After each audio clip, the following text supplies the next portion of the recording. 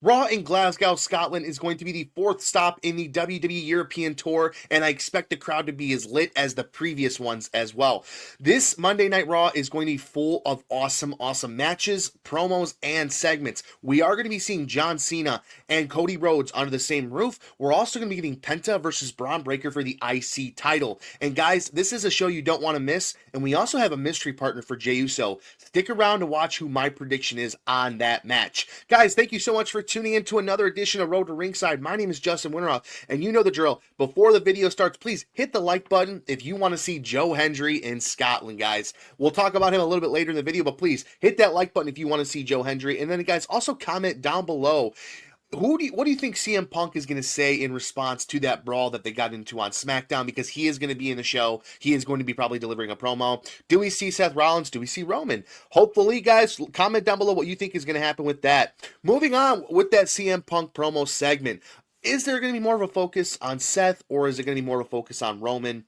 I'm not really sure what the angle is with this so far. It's really interesting because, again, Paul Heyman is going to be involved in this feud.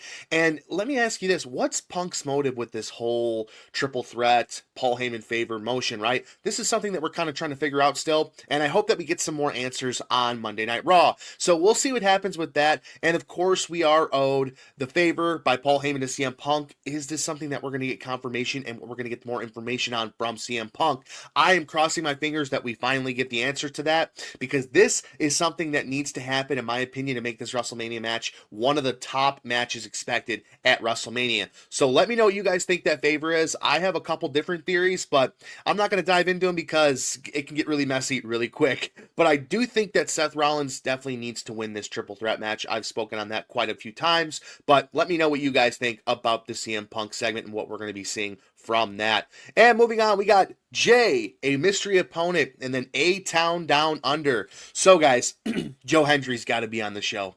Joe Hendry has got to be in his hometown. He's got to show his face and be the mystery teammate for JEY USO. Now, I mean, it's really tough. I'm sure that they can make this happen because obviously there's a partnership with TNA, but I've heard some rumors that it might be Drew McIntyre, and Drew McIntyre is turning face, but at the end of the day, he's involved in this pretty heel-mattered feud with Damian Priest on SmackDown, so I'm not sure if that's the case, but ultimately, it's got to be Joe Hendry. And then my question here is Jay doomed, guys? We've gotten a lot of rumors that Jimmy Uso has been way over on SmackDown. He's better than Jay, he wrestles better, he speaks better. And ultimately, we get a JEY USO tag team circuit here before WrestleMania when he's in a feud with Gunther. And I don't know how I feel about it, but it is something that we just kind of have to deal with and see how it plays out. Patience is key when it comes to WWE, especially when you're on the road to WrestleMania. So hopefully, Jay is not doomed, and he has a great run up to that WrestleMania performance with him and Gunther. And will we see Austin Theory finally get back over the WWE from this? Do we see the A-Town Down Under guys break up? Grayson Waller, Austin Theory separating, and then do we see a Austin Theory heel turn or a face turn? I'm not sure, but guys, you got to remember, I did a video on this if you guys want to check it out as well. I kind of did a deep dive on Austin Theory and his up and his downs. But let me tell you guys something. Austin Theory at one point in time in the company was the golden child. He had a wrestling match with John Cena at WrestleMania and won.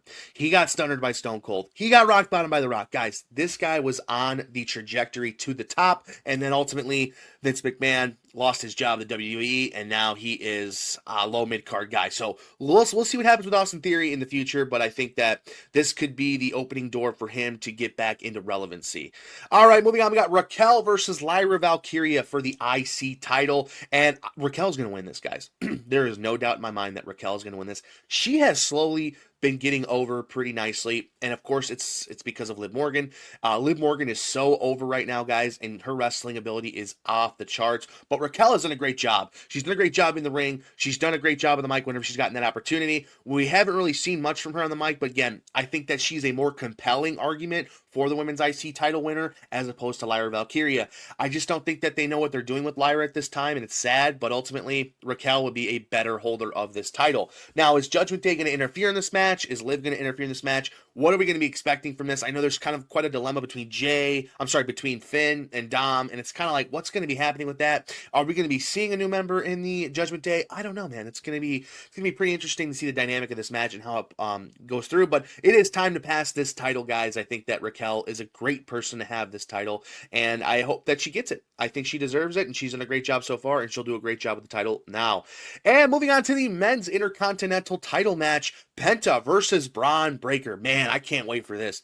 This is going to be extremely fun, and here's where it gets a little risky because Penta hasn't lost a singles match yet, and Bron Breakker is on, obviously, the trajectory upwards in the company. So are you going to bury Penta here to kind of put Bron over and give him that that WrestleMania match that he so badly wants, right? So this is going to be very interesting dynamic, and I think that Penta loses this, unfortunately. I think that we've realized he's human and he's not this super, untouchable guy, and I think he is going to lose, and it is one of those things that, Bron Breakker's just more over than Penta, in my opinion. It's close, but I think Bron's got it in the bag, and I'm honestly going to be happy with either result. If I'm completely wrong and Penta wins, I would love it. That'd be awesome. I would love to see Penta as the IC title holder, but again, guys, don't forget, we got Rey Fenix coming back into the WWE, and they are most likely going to do a tag team with him and Fenix. Is it Phoenix or Fenix? I don't know. You guys let me know in the comments. I might be butchering his name, but they are going to become the Lucha Bros again, I suspect, and that Raw tag team division is going to get a whole hell of a lot harder for everybody else. So we'll see what happens with that. And guys,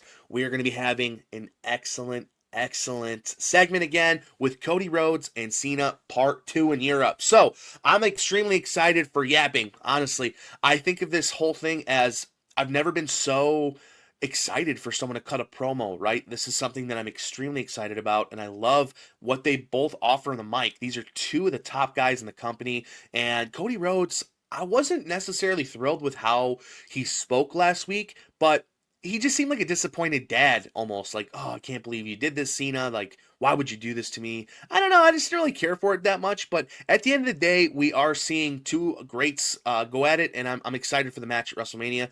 WrestleMania was saved because of John Cena. I'll be completely honest. So do we see Cody Rhodes becoming more bothered? Do we see him becoming a little bit more agitated as we go on? And do we possibly see, a potential turn or a hint at a turn for Cody Rhodes and then a Cena face turn and then he wins the title? I don't know. There's a whole lot of conspiracies and there's a whole lot of theories that are out there that could happen. But ultimately, I think that Cody Rhodes does not turn heel at any point soon in time because that just doesn't make sense for his character. He's so over right now and everyone hates Cena. So just keep it that way. But if it does happen, I'll be just as surprised as when Cena turns. That'd be really awesome. So what is Cena going to come out and say and blame us for this time?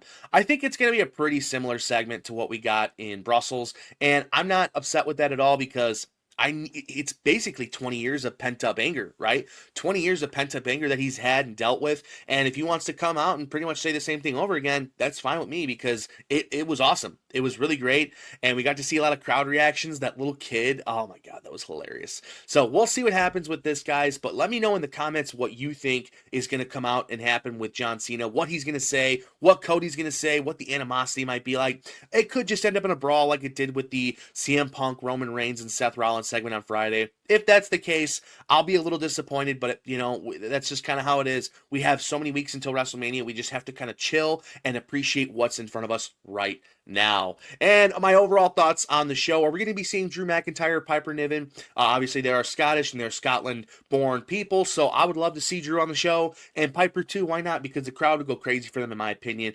But it's a little touchy with Drew because he's obviously a heel on SmackDown, so we'll see what happens with that. And guys, I just want to say I'm really happy to see these European crowds turn up every single week.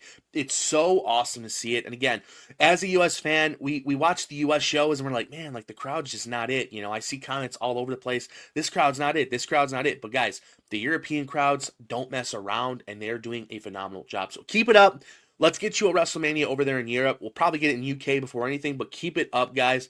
And then please comment down below what your Cena and Rhodes predictions are going to be because I need to know, and I love seeing conspiracies and theories of your guys' opinions. So please comment down below what your predictions are in the Cena Rhodes match and whatnot, what's going to happen. So let me know. And guys, if you haven't already, please like the video. Please comment on the video. And of course, subscribe. It's so important that you subscribe to my channel. I really appreciate making this content for you guys. It's so much fun to me.